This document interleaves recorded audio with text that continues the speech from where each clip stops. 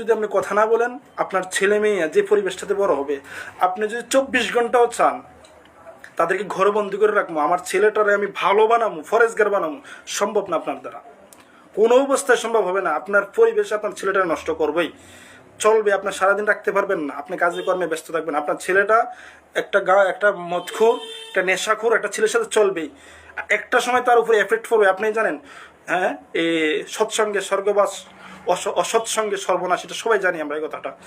তো এই জন্য আমাদের নিজেকে নিজে রক্ষা করতে গেলে, নিজের ভবিষ্যৎ, আমাদের ছেলে মেয়েদেরকে যদি রক্ষা করতে চাই, সবার ছেলে মেয়ে আছে, আলহামদুলিল্লাহ আমার 2টা ছেলে আছে, তাদের ফিউচার যদি আমরা রক্ষা করতে চাই, তাহলে আওয়াজ তোলেন, প্রত্যেকে আওয়াজ তোলেন।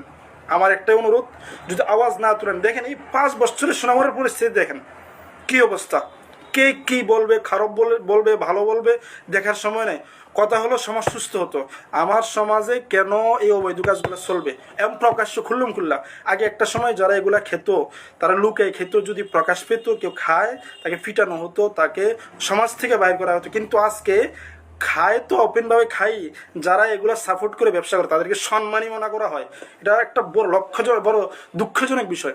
তাদেরকে আজকে সম্মানই মনে করা হয়, যে অবৈধ ব্যবসা যারা করে, গাঁজার ক্ষেত যারা করে, ট্যাবলেটের ব্যবসা যারা করে, ফেন্সি ব্যবসা যারা করে, তাদেরকে সম্মানই মনে করা হয়।